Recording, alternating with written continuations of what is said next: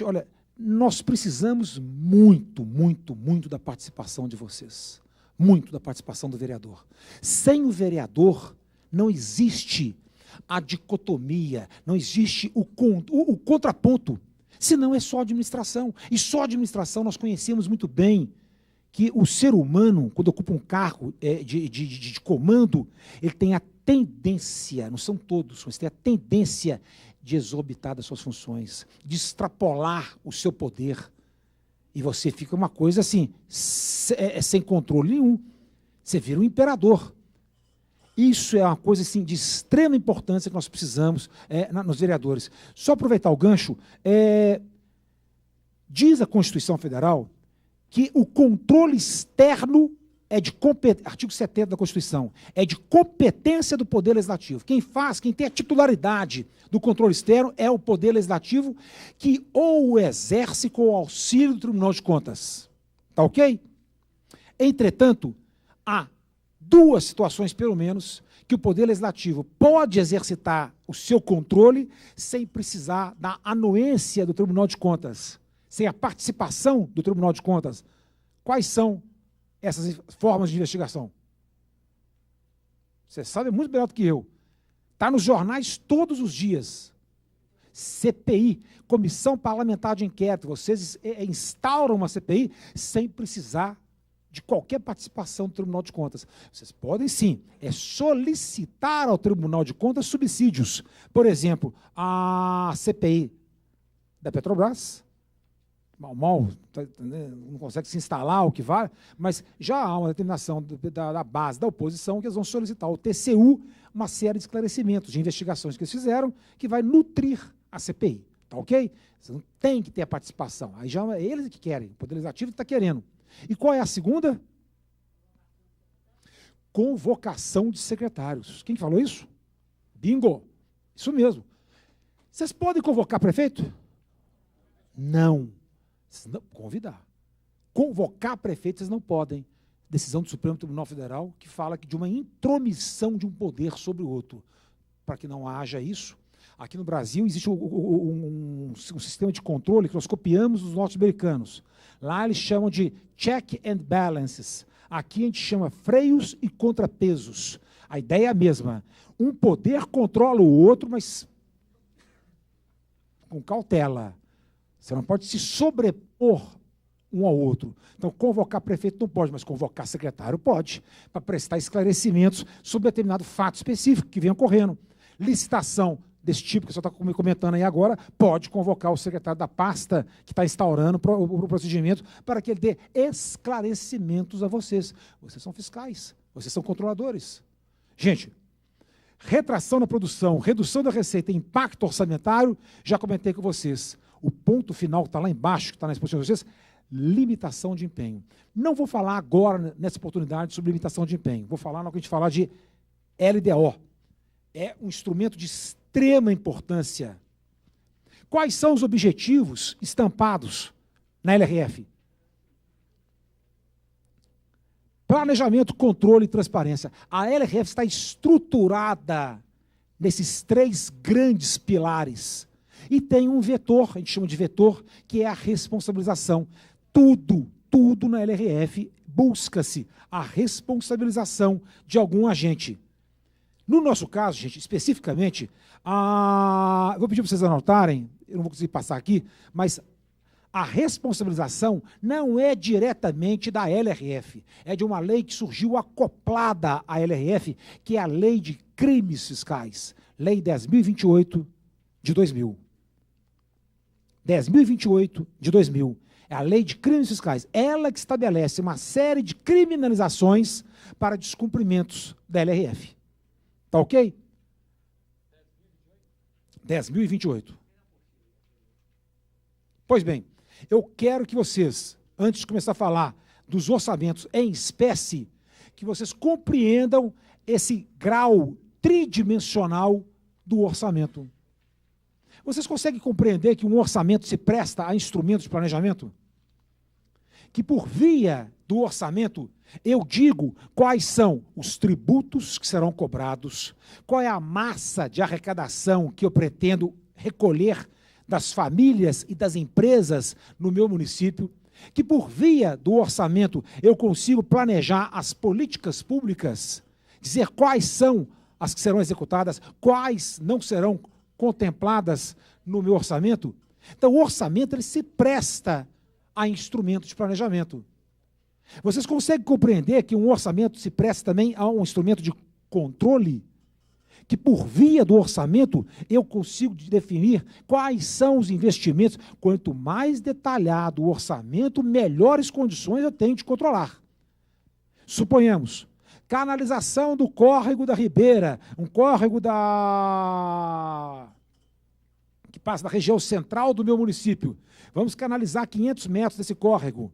Eu tenho um projeto básico, eu tenho um projeto executivo, eu tenho todo o detalhamento dos investimentos que serão realizados, procedimentos licitatórios que serão realizados. Eu tenho condições de controlar. Agora, simplesmente, canalização do córrego da Ribeira, 3 milhões de reais. Não vai dar para ser feliz desse jeito. Não vai. Porque na hora de acompanhar, eu vou ter dificuldade. Na hora de controlar o gasto público, eu vou ter uma enorme dificuldade. Inclusive, na parte de gestão.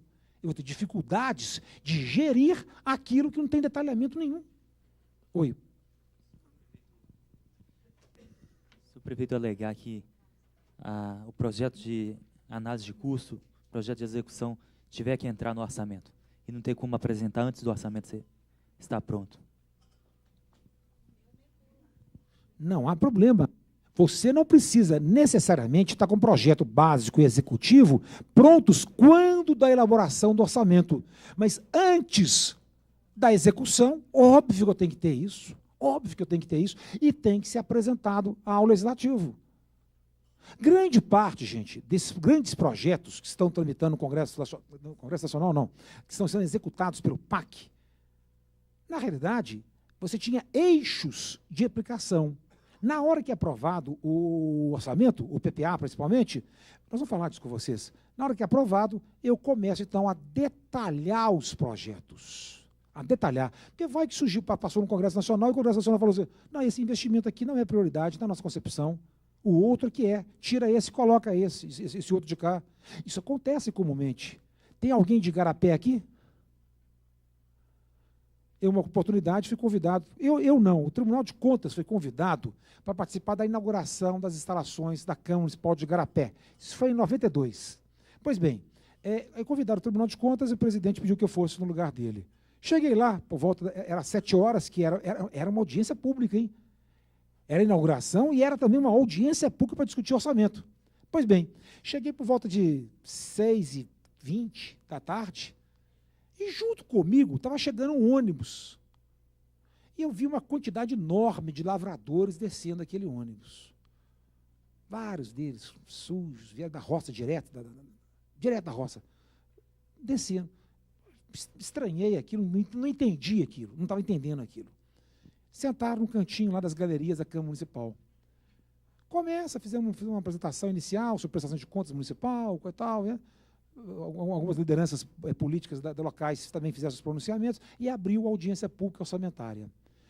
No projeto apresentado pelo prefeito, havia um investimento, tinha vários lá que assim, você podia duvidar dele, mas tinha um que era totalmente duvidoso se era prioridade ou não. Era a construção de um portal na entrada da cidade de Igarapé por sobre a Fernão Dias, a 381. Portal. Esse portal tinha nome, era o nome do pai do prefeito.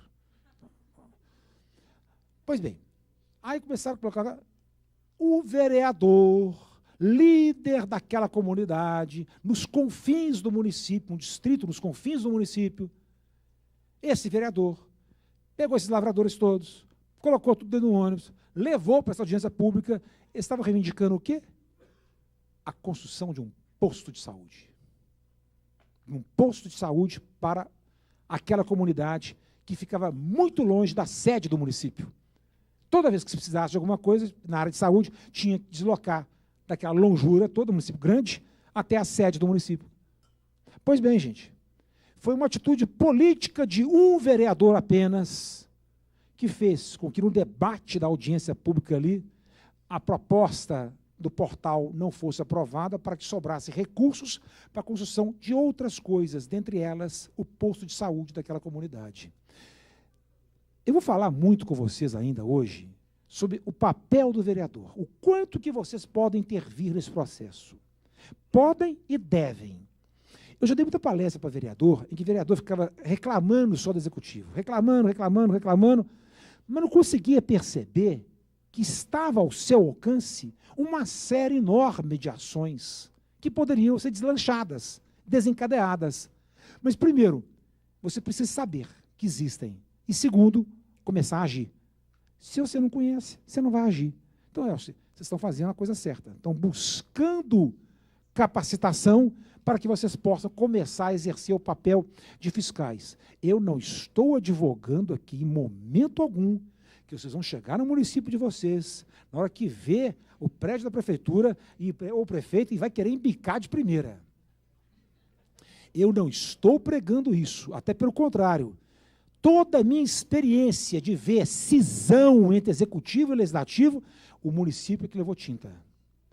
O município inteiro levou tinta. Bobagem. Tenho habilidade, e vocês já demonstraram que tem habilidade política, mas tenho habilidade, jogo de cintura, de saber chegar ao executivo e como chegar e buscar simetria, buscar sinergia entre o que é realizado no Poder Legislativo e no Executivo em prol de uma causa maior, que é o próprio município, o atendimento às inúmeras demandas que existem nos municípios de vocês. Sabedores que vocês são, de que nem todas, certamente, todas não serão atendidas. Vocês podem atender algumas. Então, vocês têm que eleger prioridades. Eleger prioridades, é uma coisa fundamental. Pois bem, o planejamento na LRF está assentado no que a gente chama de uma trindade orçamentária, uma tríade orçamentária formada pelo PPA, que é o Plano Plurianual, pela LDO, que é a Lei de Diretrizes Orçamentárias, e, finalmente, pela LOA, a Lei Orçamentária Anual. Essa trindade orçamentária tem uma razão de ser, que é essa aqui.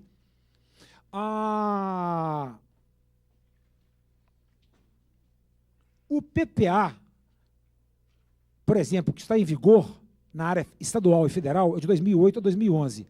Este PPA vai orientar a elaboração da LDO 8, 9, 10 e 11, que, por sua vez, vai orientar a elaboração da LOA 8, 9, 10 e 11. Então, um orienta a elaboração da outra. Como nas 4 semanas anteriores, todas as vezes teve alguém que perguntou que o PPA ele vem depois da LDO, de que jeito que orienta? Gente, é porque existe um descompasso. Há um princípio orçamentário, que é o princípio da anualidade. Todos os orçamentos são anuais, com exceção do PPA, que é de 4 anos. E quis o legislador o seguinte: na campanha do ano passado, na esfera municipal, né, a campanha do ano passado, vocês vão gastar a maior parte do ano de 2009 para colocar tudo aquilo que foi apresentado à comunidade, à população de vocês, colocar isso num papel e transformar isso em estruturas orçamentárias. Leva-se um bom tempo para fazer isso. Então, há um descompasso. Sempre você inicia o ano usando o último ano do PPA votado na legislatura anterior. E o seu começa a viger a partir do 2º ano da sua legislatura. Isso é de propósito. Então, a partir desse 2º ano, lógico, o PPA começa a comandar a elaboração da LDO, que, por sua vez, orienta a elaboração da LOA. Está claro isso? Vamos começar a falar, então, de cada um deles. PPA, para que serve um PPA? PPA serve para a gente canalizar, para a gente trabalhar os principais eixos de investimento do ente da federação. É para isso que existe PPA. É aqui que o grosso dos recursos a serem investidos vão estar canalizados. Definirá diretrizes, objetivos e metas para um período de 4 anos. Tem ênfase, não é exclusividade não, tem ênfase nas despesas de capital e programas de duração continuada. O que são despesas de capital? Despesa de capital são as despesas de investimento, são os grandes eixos de investimento da administração. E programas de duração continuada. O que significa isso, hein, gente? Programas que visam a sua perpetuação. Ali você tem vários grandes investimentos de recursos ali também, tanto quanto na despesa de capital. Eu perguntei para vocês a diferença com projeto e projeto, gente. Por dedução, projeto tem espaço curto no tempo. Projeto é para atender uma demanda específica. Pá, atendeu, acabou, tira ele. Bom, contemplará o programa de governo da campanha vencedora e deverá ser discutido com a sociedade. Isso é determinação do artigo 165 da Constituição Federal. A partir daqui, gente, nós estamos falando do artigo 165 da Constituição Federal. Artigo 5º da LRF. Ali em cima, gente, sempre que tiver, que eu não mencionar de onde é LRF. Se tiver de uma outra norma, eu cito qual que é. Então, no caso ali, artigo 5º da LRF, mais o 165 da Constituição Federal, que cuida de PPA. Parágrafo 1º. O artigo 65 cuida de PPA, LDO e LOA. Parágrafo 1º, PPA. Parágrafo 2º, LDO. Parágrafo 5º, LOA. Tá ok? Deverá ser discutido com a sociedade. E é um plano integrado de políticas públicas municipais. Pensem bem. Eu tenho no município... Quem que é de Alfenas aqui mesmo? Tá. Suponhamos que lá em Alfenas nós tenhamos lá uma Secretaria de Cultura e uma de Educação. Dá para perceber que existem ações na área de cultura que são conectadas com a área de ensino, porque são áreas afins. Dá para perceber que a área de saneamento também tem impactos na área de saúde. Eu preciso colocar... Gente, bom dirigente é aquele que consegue se cercar de pessoas competentes, idealmente até muito mais do que ele, porque o bom dirigente tem que ser político, tem que ser um bom político. Ele tem que se cercar de pessoas competentes em cada área para que desenvolvam políticas públicas as mais reveladoras das necessidades do seu município. E eu preciso colocar todo mundo integradamente para conversar, porque senão eu desenvolvo uma ação ou um programa na área de saúde e depois que está prontinho o PPA, que eu já encaminhei para o Legislativo, o titular da pasta de saneamento, poxa, por que não conversou comigo sobre isso? Eu podia desenvolver uma ação paralela aqui, criando sinergia nos investimentos, com muito mais efetividade lá na frente do que foi feito. Então, eu preciso ter a capacidade de colocar uma equipe para conversar. Eu tenho que ser um bom dirigente nesse aspecto, fazer com que todos dialoguem em razão de um produto final que eu estou necessitando dele. Se tiver algum vereador aqui que tem habilidades em alguma área específica e pode oferecer seu serviço à administração, que ofereça. Tudo que for em prol de melhoria de serviços públicos, façam. Façam. Nós buscamos fazer isso constantemente no tribunal. Eu sou da Escola de Contas. Eu constantemente estou no planejamento estratégico do tribunal, envolvido numa série de ações que busquem revelar alguns eixos de prioridades do Tribunal de Contas. Eu sou servidor já antigo da casa, então é óbvio que eu sei de uma série de experiências, tenho uma série de experiências do tribunal que são úteis à casa. Eu faço parte da memória do Tribunal de Contas. Gente, só um instante. Compreender a memória da administração é fazer perpetuar a própria administração. Quando vocês terceirizam serviços contábeis, jurídicos, de administração financeira, patrimonial, orçamentária, por aí que valha, vocês estão perdendo uma grande oportunidade. Porque, em geral, o que acontece quando uma empresa dessa rompe o contrato com o município? Ele leva consigo a memória da administração pública. Isso são investimentos não, isso são serviços que devem ser prestados pela própria administração e não serem terceirizados. Entretanto, nós estamos lotados de empresas ditas de assessoria, inclusive de ex-conselheiros de tribunais de contas, que estão fazendo um desserviço para a administração pública municipal do Estado de Minas Gerais. Não é só no Estado de Minas Gerais, não. Você vai lá em São Paulo, eu vou comumente em São Paulo, mesma coisa, o problema é comum. Mas está faltando alguém para chamar a atenção dos dirigentes sobre a gravidade de se terceirizar aquilo que não se terceiriza. Senão, daqui a pouquinho, eu estou terceirizando a função do vereador, a função do Tribunal de Contas, a função do juiz, e vai para fora. Eu não posso terceirizar aquilo que é contínuo, aquilo que faz parte do dia a dia. Para os senhores presidentes de Câmara, principalmente, eu quero dizer para vocês o seguinte: não terceirizem esse tipo de assessoramento, porque ele faz parte da ação continuada, do diuturno de uma Câmara Municipal. Quais são os requisitos para inexigir uma licitação? Existem 4 elementos fundamentais, requisitos para inexigir uma licitação. O que é inexigir uma licitação? Quando eu estou diante da impossibilidade técnica e jurídica de confrontar propostas, eu estou diante de uma possibilidade de inexigir a licitação. Eu tenho 4 exigências. Primeiro, que não seja por publicidade. Segundo, que faça parte do rol do artigo 13 da Lei 8666. Terceiro, que trate-se de uma empresa ou um serviço prestado por um notório especialista. Tem que ter notória especialidade naquele tema. Até aqui, vai tudo bem. O problema é o 4º elemento. Qual que é o 4º elemento? A natureza singular do objeto da licitação. Tem que ser de natureza singular. Onde é que está a singularidade de um serviço que eu presto no meu dia a dia? Assessoria contábil, assessoria jurídica, isso faz parte do dia a dia. Onde é que está a singularidade disso? Olhem bem a diferença.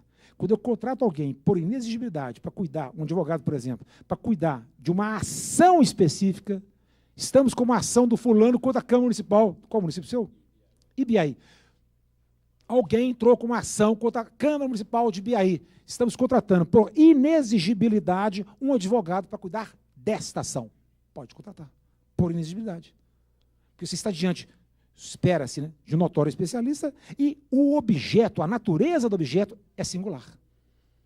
Está percebendo? Acabou aquela ação, acabou, morreu, fim de papo. Outra coisa completamente diferente, eu inexigir para uma função que faz parte do meu dia a dia. Mês que vem, se aparecer um projeto de lei aqui, se me ajuda, me dá assessoria. Não, isso não. Isso tem que ser servidor público. Que pode ser investido em cargo comissionado. A forma de investidura pode ser serviço público de carreira normal ou cargo comissionado. Isso vocês definem. Mas cargo público. LDO, gente, é aqui que eu quero total atenção de vocês. Porque se existe um instrumento em que a participação do vereador é simplesmente fundamental, é aqui. Aqui, vocês vão participar, não é por voluntarismo, não. Aqui vocês são obrigados a participar. O artigo 48 e seguintes da LRF está exigindo audiências públicas realizadas pela Câmara Municipal, onde vocês chamam o Executivo para que ele demonstre se as metas fiscais da LDO estão sendo cumpridas ou não. Isso aqui é uma ação do Poder Legislativo. A LDO visa o quê? Primeira e fundamental atribuição da LDO, que só ela contempla, vai dispor sobre legislação tributária. PPA não cuida disso e lei orçamentária também não cuida disso. Quem cuida disso é LDO. Se eu pretendo realizar um aumento de tributo municipal, eu tenho que colocar na LDO. Se eu pretendo criar um tributo municipal, eu tenho que colocar na LDO. Eu não posso fazer absolutamente nada em matéria tributária sem colocar na LDO. Então, eu estou sinalizando previamente à minha comunidade o que virá no ano que vem. E a LDO revela isso. Orientará a elaboração do orçamento e disporá sobre política de pessoal, tanto quanto matéria tributária, tudo que disser respeito a pessoal tem que estar na LDO. Eu não posso mexer em nenhuma estrutura de carreira sem que conste da LDO. A LDO é uma lei orçamentária de extrema importância. Aqui, olha, gente, critérios e formas de limitação de empenho. O que é limitação de empenho? Limitação de empenho, por via de consequência, o que é? Limitação do gasto. Gente, antes da LRF, quando eu tinha uma queda de arrecadação, as pessoas ficavam se tapeando e não diminuíam os gastos. Na vida pessoal, não é isso que a gente faz? Suponhamos, só um instante, suponhamos que essas coisas que acontecem na vida diária, esses infortúnios da vida, né? Pega um casal com renda de 10 mil reais, por exemplo. Se um dos membros do casal perde um emprego, cai para R$ 5.000, o que esse casal imediatamente faz com as despesas? Reduz para a nova realidade financeira, não é isso? Você comezinho, qualquer um é capaz de compreender isso. No setor público precisou de uma lei dizer, olha, na hipótese de queda de arrecadação, será obrigatória a limitação de empenho, de gastos e tal. Precisou haver uma lei para dizer sobre isso. Artigo 9º da LRF, tá? Limitação de empenho. Isso aqui nós copiamos do BEA, que é o Budget Enforcement Act, que é a lei fiscal norte-americana. Copiamos de lá. Só fizemos uma tradução. Lá eles chamam isso de sequestration. Você tem mania disso, né? Sequestration no sentido de ter um grupo de despesas que serão sequestradas ou congeladas. Eu não poderei realizar porque eu tive queda de arrecadação. Existe uma palavra, gente, que é muito utilizada, você abre os jornais, você vê essa palavrinha também, que é sinônimo disso aqui, tá? Contingenciamento de despesa. Contingenciar a despesa ou limitar empenho é a mesma coisa. Está claro isso? Toda vez que eu tiver queda de arrecadação, eu tenho que previamente dizer quais são as despesas que serão objeto de limitação de empenho para me readequar. Estão lembrados? O slide da balança? Para readequar a minha despesa, reequilibrar a minha despesa com relação à minha receita. Gente, condições para transferência de recursos para as entidades públicas e privadas. Lá em Alfenas, eu me recordo que uma vez que eu fui em Alfenas, vocês têm hospitais privados atendendo a cidade, a comunidade. E o município transfere recursos para esses hospitais. Vocês têm que fazer, tem uma lei, a LDO tem que prever critérios de transferência de recursos. Por exemplo, no convênio, vocês têm que estabelecer atendimento ambulatorial de tantas mil pessoas por mês, tantas internações, tantas intervenções cirúrgicas, vai para fora. Estabelece um patamar e critério para transferir recursos para a entidade privada. Isso também é matéria de LDO. Está claro, gente, o quanto que a LDO é importante e o quanto que vocês podem fazer por LDO? A LDO foi acrescentada pela LRF em 2 anexos. O anexo de metas fiscais e o anexo de riscos fiscais. Nós temos 5 metas fiscais. Meta de receita, meta de arrecadação, quais são os tributos, quais são a massa de recursos que nós imaginamos que iremos arrecadar. Segundo, meta de despesa, meta de resultado primário, resultado nominal e dívida. São 5. Então, na hipótese de queda de arrecadação, é que eu tenho que fazer limitação de empenho. Mas eu tenho também que fazer reuniões nos meses de fevereiro, maio e setembro na Câmara Municipal ou no local que a Câmara decidir. Às vezes vocês não têm espaço para fazer uma audiência pública, vocês podem pegar um auditório no município de vocês. Pouso Alegre, que é bem dotada de recursos, nós já fizemos vários encontros desse tipo, a Câmara Municipal, no auditório da Secretaria de Cultura, que é um auditório maravilhoso, um auditório de 200 anos, maravilhoso que vocês têm lá. Então, no local que a Câmara decidir, vocês vão chamar o executivo, ele indica quem ele quiser, que vai dizer para vocês, as metas estão sendo atendidas? Estão? Ótimo. Ah, não estão, não? Por que não estão? Porque senão o orçamento não é uma coisa para valer. Se eu gasto tempo discutindo orçamento, debate, audiência pública preparando o orçamento, depois, na hora de executar o orçamento, eu faço do jeito que eu quero e não dou satisfação para a Câmara Municipal, o orçamento, então, não é para valer. Então, esse instrumento é um instrumento que foi disponibilizado ao Poder Legislativo para que ele chame o Executivo e pergunte ao Executivo. Está sendo atendido? A canalização daquele córrego que vocês falaram com a gente, cadê a execução? Cadê a fase executiva dele? Em que momento que está? Já pagou quanto? Está em fase de licitação? Cadê? Quais são os passos? É a hora que vocês têm, por excelência, de participar do processo. Porque, senão, vocês são agentes passivos. E não é isso que se espera de vocês. Vocês têm que ser agentes ativos, partícipes da construção desse processo todo. Vocês estão percebendo, gente, o quanto que essa lei é importante? E um detalhe que estava passando despercebido, que eu não estava falando com vocês, que eu vou aproveitar para falar aqui agora. Tradicionalmente, no direito financeiro brasileiro, nós sempre tivemos 2 orçamentos, PPA e LOA. A LDO surgiu no Brasil com a Constituição de 88. Com essa Constituição aqui. Ela que introduziu LDO no país. Nós estamos aqui copiando o modelo alemão, mas principalmente o modelo francês. Lá eles têm uma lei de diretrizes orçamentárias. Olha o nome. É a lei que dá normas que vão direcionar a elaboração da LOA, ou seja, antes de vocês receberem a LOA, vocês terão a oportunidade de participar da LDO, que vai orientar a elaboração da LOA. Ou seja, esse aqui é um mecanismo que existe para que vocês possam interceder nesse processo. Então, no processo de elaboração de uma lei orçamentária, a lei orçamentária chega no finalzinho do ano para vocês. Chega no finalzinho do ano e, em geral, vocês não têm tempo suficiente para detalhar, destrinchar a LOA toda. E vocês vão falar assim, poxa, não tenho tempo, não consigo entender uma série de coisas aqui, devolvo. Bato carimbo, né? Bato carimbo, chancelo o projeto e devolvo para o executivo. A LDO é uma oportunidade de vocês interferirem nesse processo, no meio do processo, e com muito mais antecedência do que a LOA, vocês discutirem políticas públicas que serão contempladas pela LOA. Vocês estão percebendo o quanto que vocês podem fazer em relação à matéria de orçamento no município de vocês? Só em matéria de orçamento eu estou falando aqui com vocês? São várias as oportunidades que vocês têm de interferir nesse processo.